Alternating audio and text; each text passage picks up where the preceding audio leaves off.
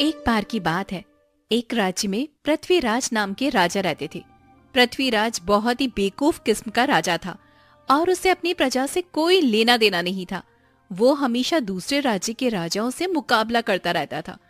दूसरे राज्य के राजा जो भी काम करते थे वो उनकी नकल करके खुद को ऊंचा दिखाने की कोशिश करता था। लेकिन महल में मंत्री इस बात का बड़ा फायदा उठाते थे। एक दिन मंत्री राजा के पास आते हैं और उनसे कहते हैं, महाराज, क्या आप जानते हैं पड़ोसी राज्य के शूरवीर राजा धनोखर सिंह अपने मंत्री पर खुश हो रहे हैं। उन्हें 100 सोने की अशर्फियां दी हैं। सभी लोग उनकी बहुत वाहवाही कर रहे हैं। अरे लोग तो उन्हें दयालु, दानी और ना जाने क्या क्या बुला रहे हैं। क्या सच में?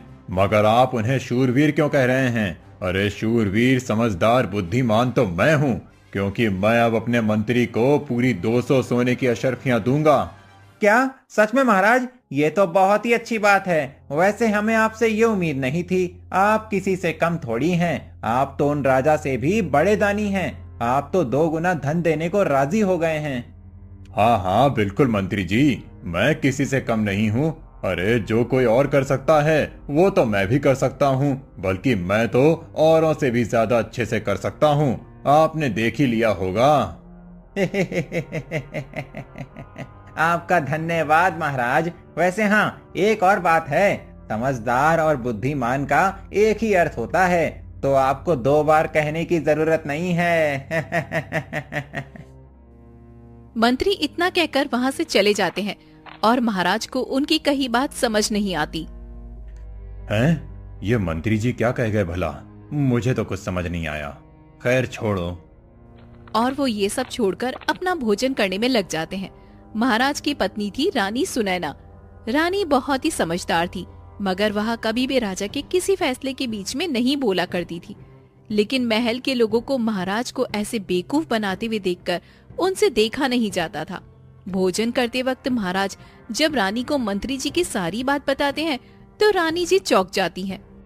रानी, क्या आप जानती हैं, आज हमने मंत्रियों को सोने की 100 अशर्फियां दी हैं।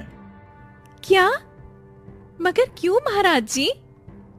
जब महाराज ने रानी को सोने की अशर्फियों की पूरी बात बताई तो वो मंत्री की चाल समझ गई। महाराज, यह आपने क्या किया? आपको ऐसा बिल्कुल नहीं करना चाहिए था। क्या किया मैंने रानी सुनैना? मैं तो चुपचाप अपना भोजन कर रहा हूँ। अरे मेरा मतलब ये कि अभी अभी आपने मंत्री जी को 200 सोने की अशर्फियां दी है, सिर्फ इस वजह से क्योंकि दूसरे राज्य के राजा ने अपने मंत्री को दी। आप तो यह भी नहीं जानते कि इस बात में कितनी ज्यादा सच्चाई है। और मुझे तो लगता है राजा जी कि मंत्री जी ने आपको बेवकूफ बना दिया। क्या? ये आप कैसी बात कर रही हैं रानी सुनैना? मैं क्या कोई बेवकूफ हूँ जो मंत्री की बातों में आकर उन्हें यूं ही 100 सोने की अशर्फियां दे दूंगा? अरे वो झूठ थोड़ी बोलेंगे, उन्होंने सच ही बोला होगा। और अगर दूसरे राज्य के राजाओं को ये बात पता चलेगी कि मैंने अपने मंत्री को सोने की अशर्फियां दी हैं, तो वो सब मेरी वाहवाही करेंगे। महाराज, आपको समझाना तो व्यर्थ ही है। भला दूसरे राज्य के महाराज इस बात में आपकी वाहवाही क्यों करेंगे? अरे अगर आप ऐसे ही करते रहे महाराज, तो हमारा पूरा राजकोष खाली हो जाएगा और मंत्री जी ही राज्य के दूसरे राजा बन जाएंगे। रानी महाराज को बहुत समझाती है, लेकिन महाराज को उनकी एक भी बात समझ